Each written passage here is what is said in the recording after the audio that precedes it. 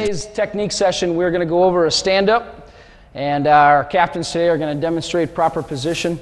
So we'll begin just by working on our own here. You can see that each one of our guys, Cole, Nick, and Kevin, are all on a starting line. And what's important when you are getting ready for a stand-up position is you want to find a good base. Often guys will start where their legs might be too close together. Go ahead and bring your legs real close. You guys bring their legs close together. Gives them a pretty weak base, and we always talk about having a strong base. So you want to have your knees out just a little bit more than shoulder width apart, so it gives you a real good strong base here. Okay, legs are behind the starting lines, hands are in front of the starting lines, but the hands are going to be real light. All right, they're real light. You can see Kevin is floating his hands here, real light. Head is up. We're finding where our official is. We always want to have eye contact with that official and try to anticipate when he's going to blow the whistle. The next thing that's real important is we curve our back. We arch our back. If we have a flat back or we sag our back, that allows me as a top guy to get much closer and a lot stronger on top. So by arching the back, what that does is that lengthens my arms a little bit. Okay? That makes me a weaker wrestler on top. So this is good position here, and all of our wrestlers are in good solid position right now. Heads are up, backs are arched, they're light on their hands, and they have a good solid base. Okay? Now what I'm going to have them do here is our first step. And we're going to do an inside stand-up. And the inside stand-up, what's going to happen is these guys are going to anticipate. In other words, we're going to imagine that a guy's riding on this side. So we don't want this arm to get chopped. So what these guys are going to do is they're going to throw their arm. They're going to throw it across. And as they throw it across, they're going to step up with the same side leg. So all these guys are just going to get in one position. They're going to throw, and they're going to step. And you watch when they step, they're going to step at an angle. And I'll show you why in just a minute. So go ahead, guys. Boom. They're all at an angle, okay? They throw the arm, and then you can see the bottom hand is coming through. They're looking to catch. They're looking to catch that top guy's hand. All right, back down. Let's do that again. Bottom man gets set. We're light. Up. Boom. Throwing, getting that angle. Now, why is that angle important, and why is throwing the arm important? I'm going to have Kevin come on top of me for a minute. So when I get set, Kevin comes on top. If I don't throw this arm, wrestle, there's a good chance he's going to catch that arm. And anytime you get your arm caught in here, you're in trouble. So we want to throw that arm out of the way. At the same time I'm throwing this hand is going to just come right here and catch his hand. We always want hand control. When we're on bottom, we always want to have good hand control, right guys? Okay, the key to bottom wrestling is movement and hand control. So we're going to throw, we catch, come back, two hands on it. At the same time I'm doing that, I'm stepping out here. Okay, now, the reason we step out at an angle, both these guys will do it, or all three guys will do it. I'm going to come on top though. Oh. Is right there, because a good top wrestler, he's been instructed to drive forward. So if we step up forward, I'm running into a big truck. Okay, but if he steps at an angle, this guy that's driving forward is going to slide off the top. So you can see here again. Oh. So we always want to step at an angle. Okay, I'm going to have Kevin, once you get on top of Cole. Coach Babcock, can I borrow you? Nick, slide up here. We'll have these guys do it just to that part. Okay, we're going to have you throw, catch. Bottom man set, top man on. Now, just like last week when we were talking about top position, and we were saying how bottom guy could work and stay in good position, top guy can do the same thing here. Even though the bottom guy is drilling, top guy can still work on coming on the proper way, making sure that you're in good position on the top as well. But bottom man set, top man on. Our heads are up, our back is arched, we're light on our hands. Up. Boom. You can see they catch the hand. Now they're going to come back, two hands on it from right here. What they're going to do is they're going to pressure back. As they pressure back, you can see their hips are out. This is important. Okay, our hips are out. Watch what happens when Nick stands straight up. That allows Coach Babcock to get in close. He can drop his hips. Now Coach Babcock becomes a lot stronger. This is where you'll pick Nick up and bring him back down to the mat. So we want to make sure those hips are out. Let's go back down, guys.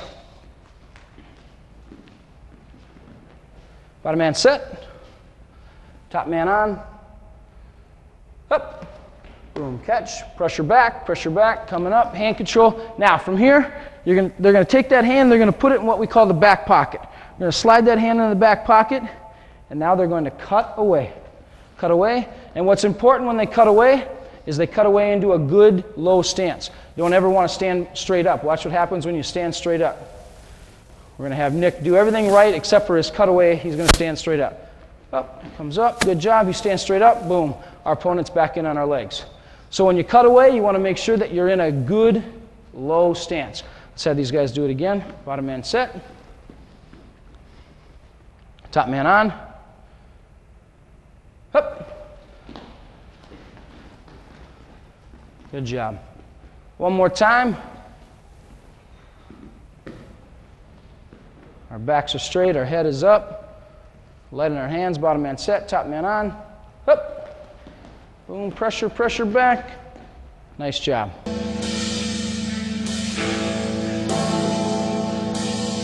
Now we're with the Wrestler of the Week from the senior high school, Nick Knott. He just joined an elite group, winning his 100th career win as a varsity wrestler.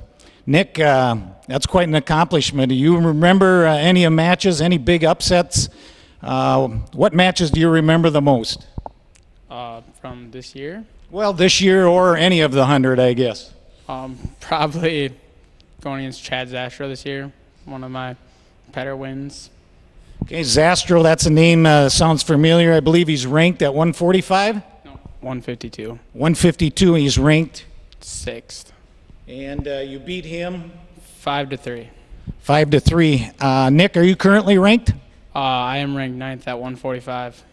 So you're ranked 9th at 145. You beat the 6th ranked wrestler at 152. Congratulations on your 100th win. And what do you have coming up the rest of the year? Just getting ready for sections and going out and wrestling Mayo tomorrow. So you've got a dual meet against Rochester Mayo. Sections coming up in a couple of weeks.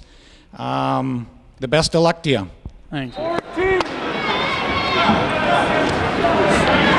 14.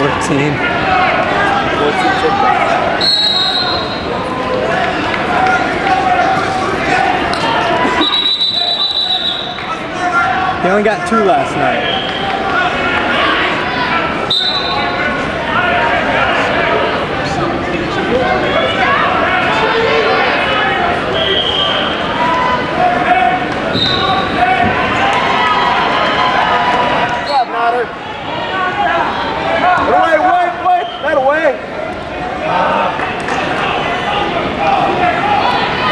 Yeah, there you go. Keep your head up. Keep driving it. Grab the knee, grab the head of the knee, that away. Oh, he's stuck, he's stuck, he's stuck.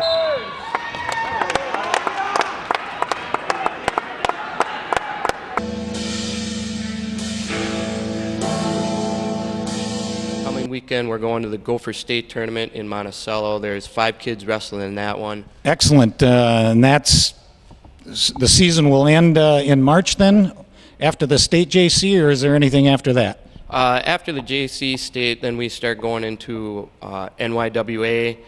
We have to go to districts and then regions and then state for that. And then there's also, then we start after that, which is in first weekend in April, then we start wrestling in freestyle, which ends first weekend in May. So still got 3-4 months left of youth wrestling. That's a lot of wrestling. When we say youth, what grades? K through, right now we're wrestling K through 6. As soon as after JC State, then it moves to K through 8th grade. As soon as the varsity season's done, NYWA is K through 8th.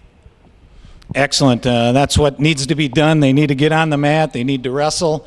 The more experience, the better. Keeping it positive, and you see a lot of gain during that 3 months, I'm sure. Yes, a lot of. We can show a lot of stuff in practice and everything, but it is mainly just wrestling in matches, wrestling in these tournaments, getting the exposure out there, learning how to deal with all the pressure and stuff of a match. Excellent. Good luck to you.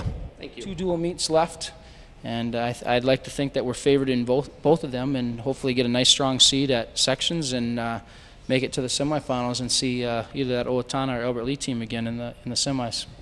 Excellent. I know you strive for improvement all the time, and you preach that to the wrestlers. Starting out 2-6 at the beginning of the year and ending up like you are, that's an outstanding year. Well, I think it's a credit to the kids and how hard they're working in this room. You know, we're constantly talking about 1%, getting a little bit better every day, and you know, hard work definitely pays off in the end, and that's what these guys are seeing right now. They're a product of busting their butt up here, and they're starting to see it, which is a lot of fun. It's exciting not only as a coaching staff, but you can see it in the kids' eyes too that they're enjoying it. You know, winning definitely makes wrestling a lot easier. And coming up, you have.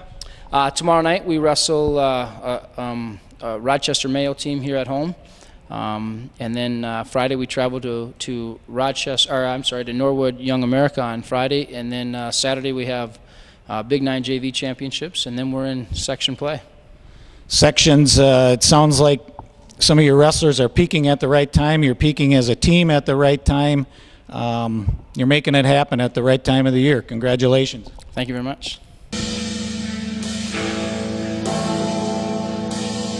We'd like you to send in your picture, the one that you think is the ultimate photo. You can go to faribaultwrestling.com. That's www.faribaultwrestling.com. And if you click on the link for photo, you can submit it. Just place the athlete's name, their grade, as well as the event. Maybe it's a club kid and he's at the Apple Valley tournament and you got a great shot of it. Send it in and you might be the next winner of a Faribault Wrestling t-shirt.